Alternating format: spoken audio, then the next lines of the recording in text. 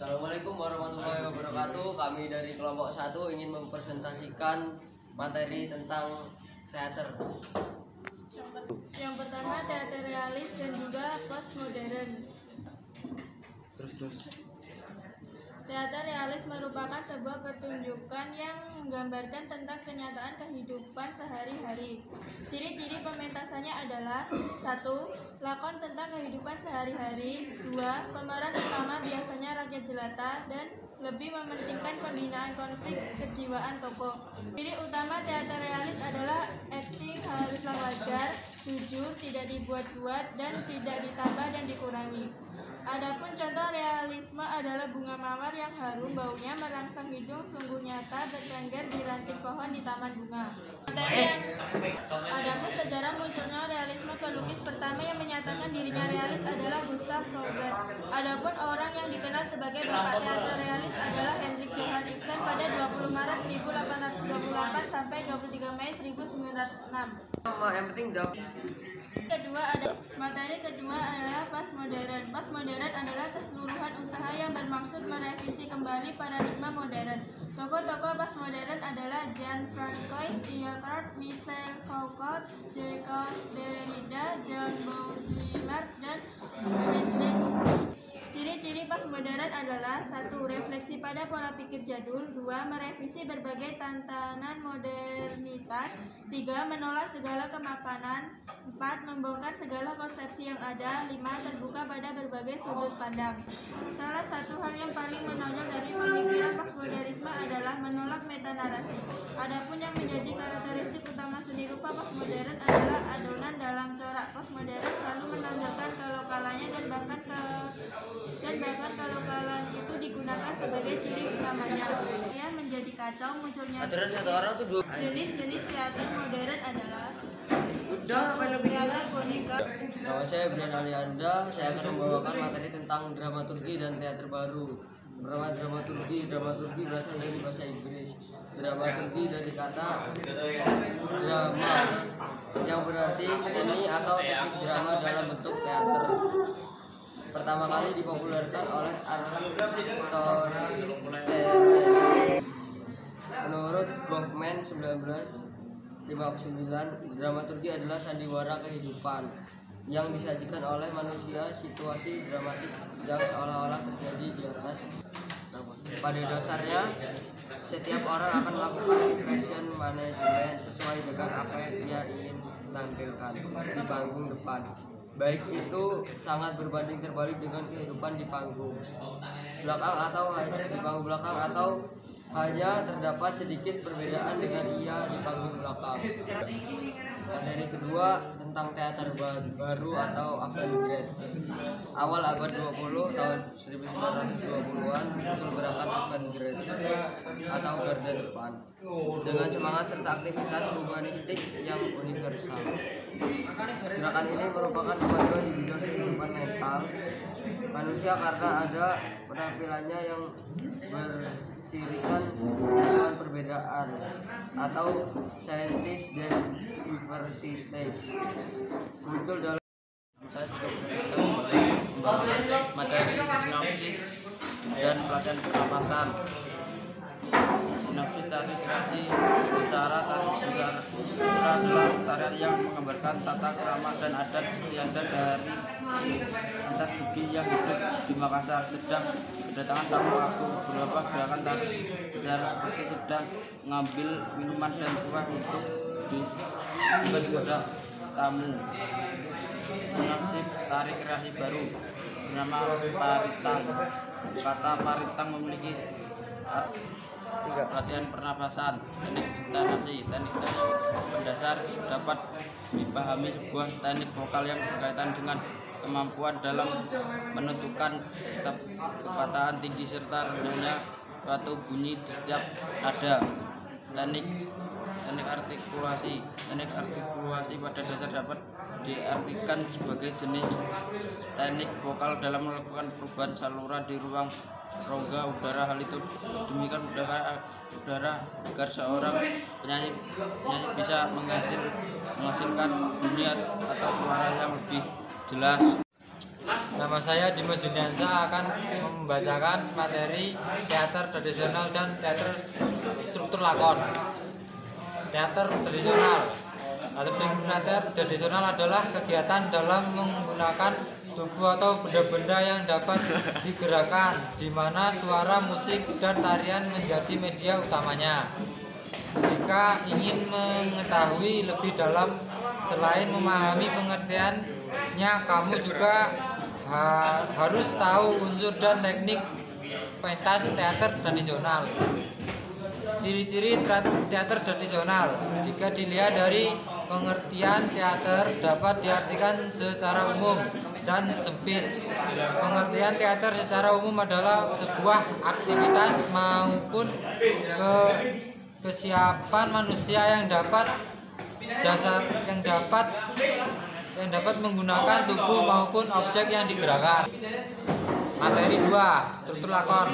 Struktur lakon merupakan sebuah kegiatan yang dibutuhkan dalam menganalisis teknik dalam pementasan teater. Pengertian struktur lakon adalah untuk mengetahui unsur-unsur yang terdapat di dalam teks atau cerita. Lakon adalah karangan yang berupa cerita dengan gaya penerapan langsung. Jenis-jenis lakon: 1. Lakon asli. 2. Lakon apartensi. 2. Lakon kolaborasi. 4. Lakon monolog.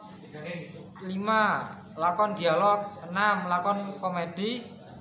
7. Lakon tragedi. 9. Lakon drama. 10. Lakon medikal. Perkenalkan, nama saya Enggal. Saya ingin menyampaikan materi teater primitif. Teater primitif adalah teater yang di dalamnya memakai properti tradisional, mulai dari atas rias, perataan, sampai bahasa yang dipakai untuk menuturkan cerita. Akan sangat mudah untuk membedakan antara teater modern dan teater primitif karena ada ciri khas tersendiri yang membuat kentara berikut. Berikut ini ciri teater primitif yang membedakan dengan teater modern. Tata rias. Mengutip dari buku siswa seni budaya SMA SMK kelas 10 2021. Teater primitif menggunakan bedak tebal yang terbuat dari bahan alami. Penggunaan tata rias tersebut bisa juga menggunakan make up dan bedak modern. Materi teater kedua, teater cermin kehidupan masyarakat. Teater adalah seni pertunjukan yang memiliki sejarah panjang dan beragam fungsi dari dalam masyarakat. Dengan ciri-ciri khas dan berbagai jenis bahasa yang berbeda, teater harus berkembang dan memainkan peran penting dalam kehidupan manusia. Teater adalah bentuk seni pertunjukan ketika cerita atau gagasan yang disampaikan melalui aksi dan dialog yang dilakukan aktor dalam panggung. Teater sebagai media penghibur. Teater adalah media penghibur yang memberi kesempatan dan penonton untuk melarikan diri dari kenyataan dan meresapi cerita-cerita yang dipentaskan. Nama saya Dwi Nur Rahmat. Saya akan menjelaskan tentang sejarah teater dan teater boneka. Sejarah teater. Teater berasal dari bahasa Yunani teatron yang berarti tempat atau gedung pertunjukan, di mana teatron terbentuk dari kata theomai yang berarti melihat. Maka awal mula teater diartikan sebagai gedung pertunjukan atau gedung tempat menyaksikan pertunjukan. Dalam perkembangannya, secara luas teater diartikan sebagai segala hal yang dipertunjukkan atau dipertontonkan di depan orang banyak. Dalam rumusan yang sederhana, teater adalah pertunjukan seperti ketoprak, ludruk, wayang, wayang wong, sintren, atau dagelan. Teater juga dapat dikatakan sebagai peragaan dari aktivitas naluriah seperti anak-anak bermain dokter dan pasien atau bermain perang-perangan. Selain itu, teater juga sebagai pembentukan strata sosial kemanusiaan yang berhubungan dengan ritual atau upacara adat. Menurut KBBI, teater adalah gedung atau ruang tempat pertunjukan. Dengan demikian, teater adalah pertunjukan lakon yang dimainkan di atas panggung dan disaksikan penonton. Ada beberapa teori tentang asal mula teater, yakni berasal dari upacara agama, berasal dari kegemaran manusia bercerita berasal dari nyanyian untuk menghormati seorang pahlawan. Berasal dari upacara agama, yaitu pada upacara tersebut unsur cerita ditambahkan yang akhirnya berkembang menjadi pertunjukan teater. Yang kedua berasal dari kegemaran manusia bercerita. Pada umumnya, manusia menyukai kisah atau cerita. Cerita itu kemudian dibuat bentuk teater. Yang ketiga berasal dari nyanyian untuk menghormati seorang pahlawan. Dalam acara tersebut, seseorang mengisahkan riwayat hidup sang pahlawan yang lama-kelamaan diperagakan dalam bentuk teater. Materi kedua yaitu adalah teater boneka. Pertunjukan boneka ini sudah ada atau sudah dilakukan sejak zaman kuno. Boneka ini sering digunakan di dalam menceritakan legenda atau juga kisah-kisah di zaman dahulu. Segala macam jenis boneka dimainkan dengan cara berbeda juga. Ada marionet yang digerakkan menggunakan tali yang dikaitkan pada kayu silang sebagai media kendali boneka. Ada wayang kulit yang dipertunjukkannya menampilkan bayangan boneka pada tirai besar. Kenalkan, nama saya Christian Nathan Pratama dari kelompok 1 dari kelas 10 TKP ingin membacakan materi tentang abad pertengahan. Teater abad pertengahan mencakup pertunjukan teater antara jatuhnya kekaisaran Romawi pada abad ke-5 dan realisis sekitar abad ke-15. Kategori teater abad pertengahan sangat luas, mencakup pertunjukan dramatis di Eropa selama periode 1000 tahun. Spektrum genre yang luas perlu dipertimbangkan, termasuk drama, misteri, drama, moralitas, sandiwara, dan topeng. Temanya hampir selalu religius. Contoh paling terkenal adalah drama siklus Inggris. Transisi dari Roma 500 sampai 900 Masehi.